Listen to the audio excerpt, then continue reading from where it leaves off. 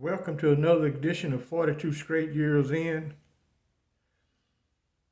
On my crackhead update, I just walked with my old lady over to the park. She's going to play a couple games of tennis. And it's a homeless lady sleeping on the playground. And she asked me would I buy her a cup of coffee. So I drove over to Taco Bell and got her a coffee and some breakfast tacos and brought them back. Man, she really was hungry. She ate the hell out of them. I felt sorry for her. I went and bought her some more tacos. I didn't give her no money. That's my crackhead update. Y'all know what it is. Get your shanks out. Let's get ready to ride. I had someone in the comment section ask me about the lawsuit that Lion Willie has against Dallas County for his wrongful conviction. The main points they're arguing, they're trying to argue a statute of limitation and that the law that came into play to grant wrongful convicted people compensation was not retroactive applied, so it don't apply to him. That's the argument. Now the Supreme Court, Texas Supreme Court has set his case in bunk. That means that all 9 judges are going to sit in on this case. So we still waiting to see what the hell going to happen. They ain't offered him no settlement. And I talked to him the last time he was over at my house, and he said if the offer of settlement and is reasonable, that he would take it and drop the lawsuit. We're going to see how this all play out. Now, he agreed with me. The attorney agreed to take 1/4. I take another 1/4. And he gets a half. So we're going to see how everything works out. He's not hurting for money. He retired from the city of Dallas. He worked there for 38 years. He retired as supervisor. He got a hell of a 401k and his retirement package. And his home is paid for in West Dallas. He don't have any habits. That's why he's able to afford his young girlfriend. He ain't got no habits.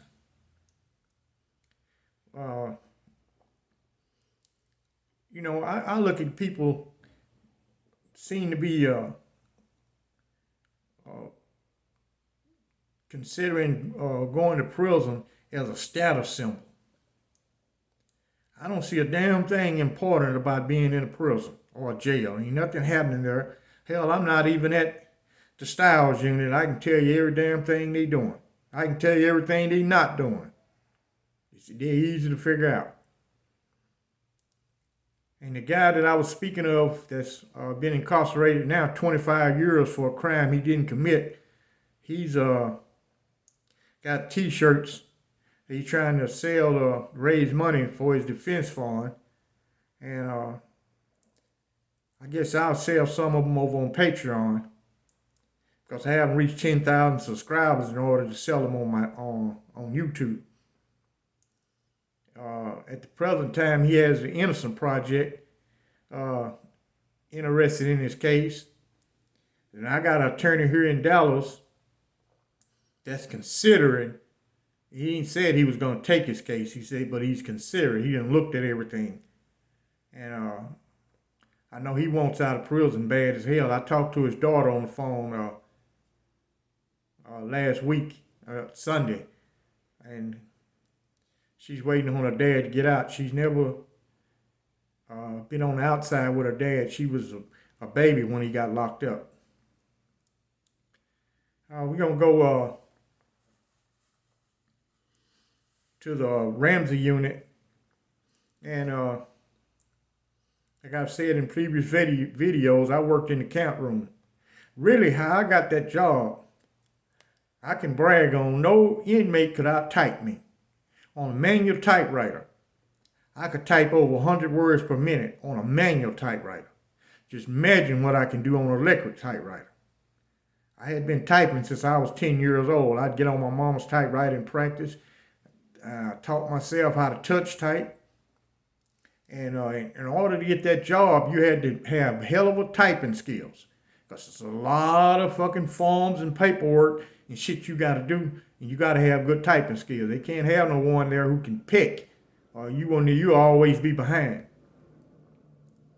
When Kent need an important document typed up, you got to be able to sit over there and do it fast. Not sitting around bullshitting and making errors. That's one of the reasons I got the job. They felt like while I was in college at the time, that I could figure out the administrative part of the prison, and plus with my typing skills. When I first got the job, he had me sit over at the typewriter. He wanted to see how good I could type, and he bragged on me. Said, "Damn, you out type all of my count boards." That's how I got the job. And at the time, I needed the job bad because I was almost failing a lot of my classes in college, doing all that hard ass field work, coming in late, so damn tired you can't study. And back in the day, lights went out at 10 o'clock. It was enforced. You better not turn that light on after 10 o'clock in your cell. Better not turn it on. You turn it on, you got your ass whooping coming. They don't allow no lights on after 10. So I be trying to hold a book outside the bars just to read and study. So I had to take that job. I didn't want to fail all my classes and have to retake them all over again. Well, anyway, the policy was at Ramsey, when the chain bus pull up, either I would go out with one of the lieutenants or the major. The majority of the time it was Bear. I tell you, Bear had so much status that even the chain bus driver, when he pull up, he talked to Bear like he's a guard. Say, "Hey, Bear, good morning, man. I bought you 2 or 3, however many is getting off the bus at Ramsey." This particular morning, the bus comes to Ramsey. He makes it there about 9 o'clock in the morning. And one little white guy got off the bus. He's small as hell. And for some reason, he wanted to fuck with Burr. I don't know, big as this fucking dude is. He's 6'8", 340 pounds, and he don't look friendly at all. You can look at him and tell this is not the guy you want to fuck with. No smiles on his face. And I ain't never seen him. I've talked to him before about East Texas, and he talked like a regular guy. I didn't talk to him before, but that was not no regular thing. And I was around him a lot of times. Sometimes just me and him in that office. And we don't be doing no talking. I be doing my job, and he's sitting over there doing what he do. Anyway, after he asked the guy's name and number, he told him his name and number. He checked it off on his file to make sure he got the right guy. And he told Big Bird, he said, "Damn," he said, "you a big one." He said, "I've been looking for somebody just like you. They call me Goose." Bird told him, "Shut your goddamn mouth or I beat the hell out of you." For some reason, he think this guy's bullshitting with him. He don't do no bullshitting. He kept talking Bear. He trying to be friendly with him. Bear hit him in the top of his head. Yeah, he didn't want to hurt him because the guy's so small, man. That dude, he could stomp him through that fucking concrete if he wanted to. Picked him up, got him in the back of his shirt, run him on inside the building, and took him straight to the jailhouse. Now, I still got to go get his clothes size and shoe size and all that shit. So I go down to the jailhouse and I say, "Hey, man, what size clothes you wear?" He told me. I wrote the shit down so I can take it to the laundry.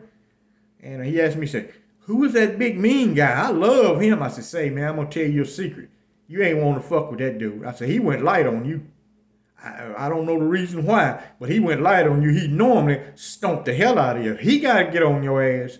You in worlds of trouble. Normally the other inmate guards, turnkeys, they'll jump you, and he don't get involved. After the shit go on so long, sometimes he'll tell them to stop. That's enough. But it's a policy on Ramsey.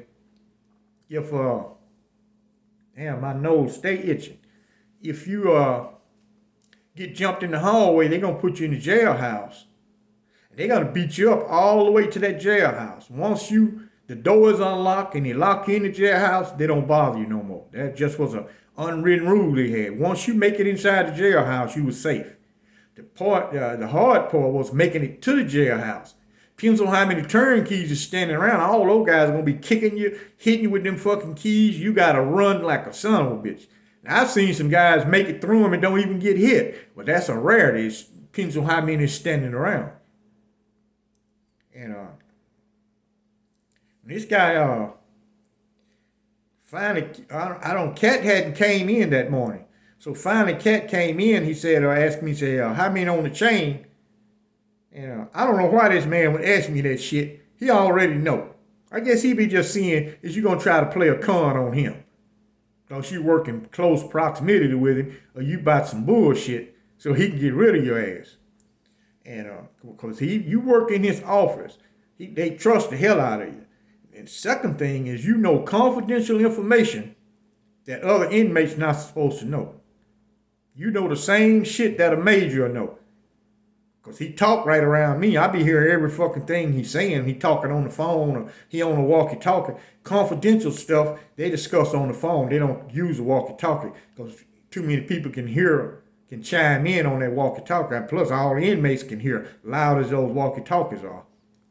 So I go get this guy to say, the warden want to talk to you for your interview. And I told him, like I tell the rest of them, I say, you ain't got to call him Warden Anderson. Just call him Cat. You ain't got to say yes, sir, no, sir. Just talk to him as a regular guy. Just like you do me. That's how you talk to him. So this fool get in front of Cat. He say, Cat say, how you doing? He say, I'm doing okay. He say, first thing, Warden, I want to talk about this big black guy that jumped on me when I first got here. He said, Cat told him, say, you don't want to talk about him. He said, that's my right-hand man. He said, you talk about him, you talking about me. So find you another conversation. He said, you need to talk about yourself. Don't worry about him. He's not going to bother you unless you fuck up. He not going to bother. He don't just fuck with people. So he said, Warden, Cat looked at him, he said, I can tell right now, you can't make it with the convicts at this prison. He said, I'm going to have to put you on 6 wing.